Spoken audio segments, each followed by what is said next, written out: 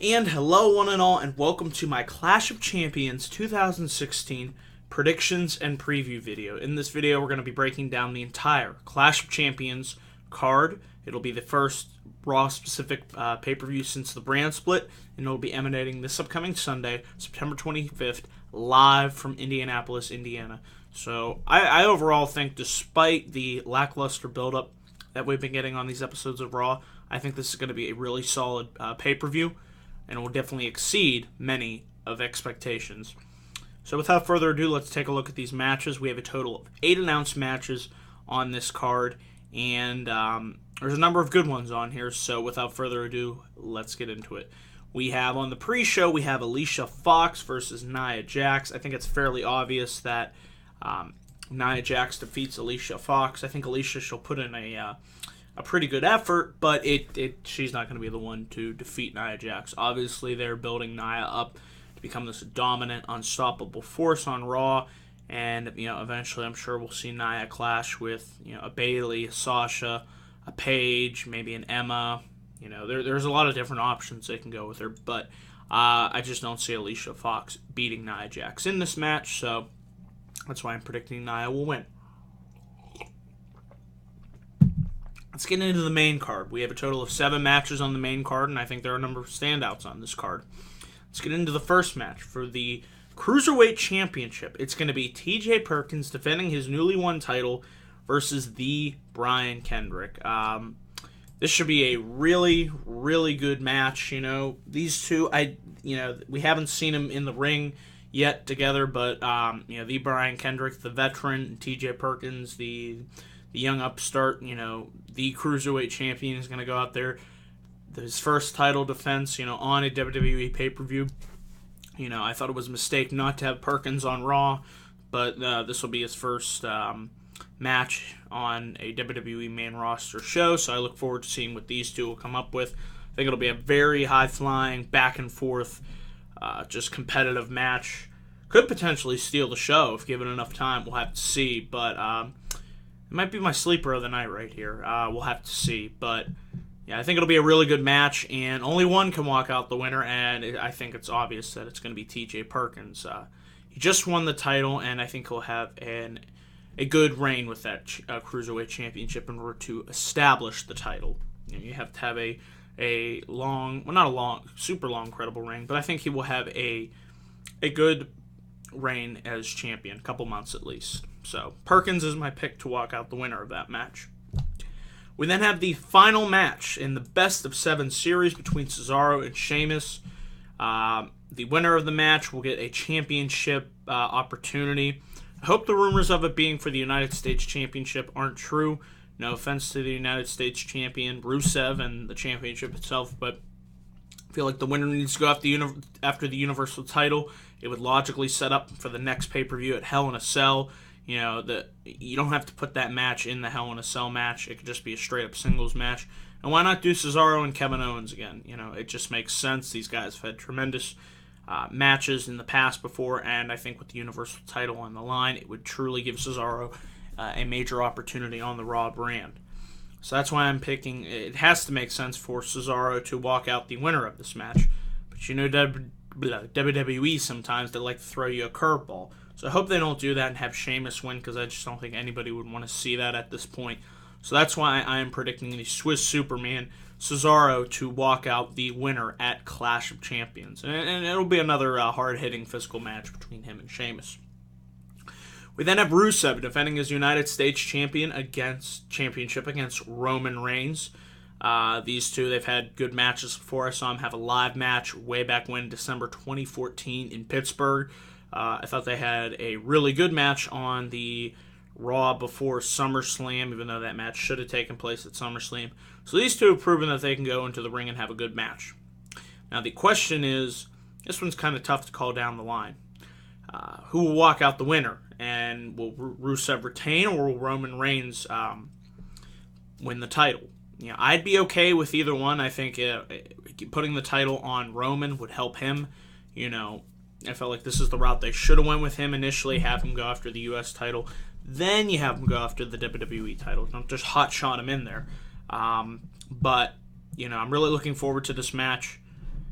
But this one's really tough to predict. But something tells me I could see Lana somehow, interfering, and that would allow Rusev to win the match, and I could see him and Reigns continuing this feud, until Hell in a Cell, which I'd be okay with. I don't have a problem with that at all. So I'm predicting Rusev to retain with some type of interference from the ravishing Russian Lana. We then have, like I said, this pay-per-view is a very, very solid card right here.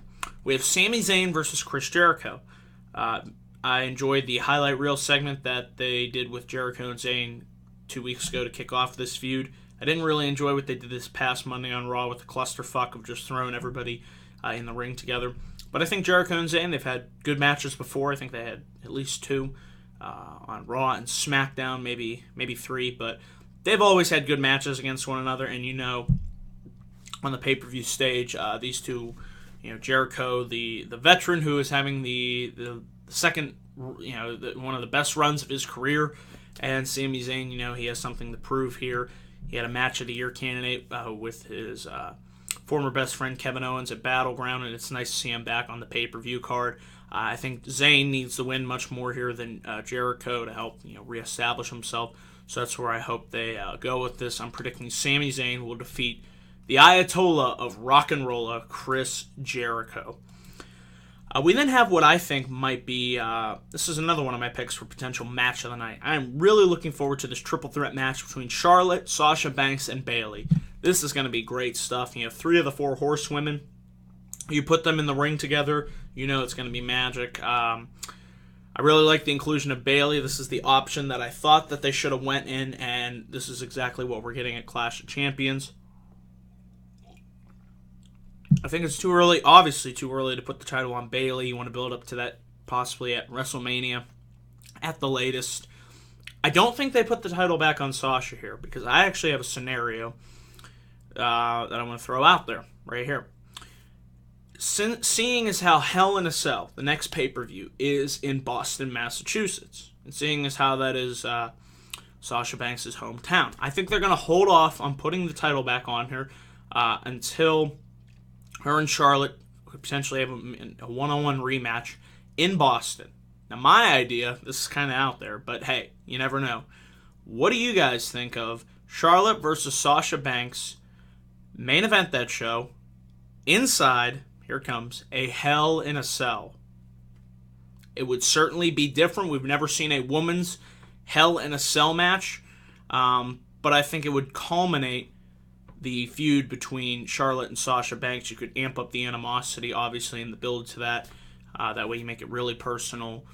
But it's something, I don't know if WWE would go there, but I'd certainly like to see it. And like I said, that's why I'm predicting that Charlotte will retain her championship, and we will see this feud with Sasha culminate at the Hell in a Cell pay-per-view.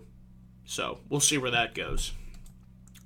We then have the New Day defending their Raw Tag Team Championships against Luke Gallows and Carl Anderson. Really disappointed with this feud. I liked the way it kicked off July 25th on the Raw in Pittsburgh. But then the comedy with the club, I just felt like we saw a more serious side come out of the New Day, with their feud with the Wyatts, which I actually thought was really good, and that should have been for the titles, but it wasn't because of the brand split. So, when we transitioned to the club, I thought, oh, okay, let's get more of this, more of a serious side. And I love the New Day. I love when they do their comedy, but I thought in this feud, they should have made Gallows and Anderson more of a serious threat, and now I just take a look at them as just 2 other guys on the roster. They need to seriously cut the comedy and focus on just being tough ass-kicking machines. That's it. It's pretty straightforward. With the old Day and the ring post-itis and the retirement home, it's just like, enough of that. It should just be about these guys fighting for the tag team championships. And at SummerSlam, we had Jon Stewart interfere. That just made matters worse. And I just feel like there's not as much as an emphasis on who can be able to knock off the New Day from their record-long WWE Tag Team Championship reign. So at this point, I don't even know if the club, I thought they should have won at SummerSlam. They didn't. I'm I'll predict New Day will retain, but like I said, my interest is really cooled off in this feud. And plus, we saw the match on Raw. They literally gave the match away on free TV 2 weeks ago, which was dumb. So I just haven't been a fan of how they've been booking this. So I'm predicting New Day to retain. We then have the main event of this show. Really, really looking forward to this match. Kevin Owens defending his Universal Championship versus Seth freaking Rollins. This should be a really, really good match. Definitely has potential to be match of the night. And I think we'll see, Rollins is slowly solidifying himself as a babyface. He dived off the cage this past Monday. I really enjoyed how Raw went off the air there. I think him and Owens will go in there and tear the house down. I think the crowd will it's fully becoming invested in Seth Rollins as a babyface over time. And, we're gradually seeing him, make that metamorphosis week in, week out. So I don't think Owens drops the title here. Some people say Triple H might interfere. We could possibly see that, but I'm not 100% sure on that. So, I'm predicting Kevin Owens to retain in what will be a really, really solid Universal Championship match. So that's our card for Clash of Champions. Like I said, despite the build, I'm very much looking forward to it. So I think this should be a really tremendous pay-per-view event from the Raw brand. And hopefully we have some surprises, and that is the catalyst for make me want to tune into Raw the next night, because I've really just almost given up on watching Raw at this point. I mean, it's just been so lackluster, and it just seems like they're half-assing it, and I would really like for them, the ratings are down, you need to do something to shake things up, so hopefully that's exactly what we see on this show. So that's my predictions, guys, for Clash of Champions 2016. Let me know down in the comments section below what you guys think. What are your predictions for this upcoming Sunday's pay-per-view event? Don't forget to tune into my live pay-per-view review. Should have that up sometime around 11:30 on Sunday night. So, Sunday night review of Clash of Champions. So that's it, guys. Thank you all for watching this video, and I will see you guys on Sunday for Clash of the Champions. Until then, guys, take care.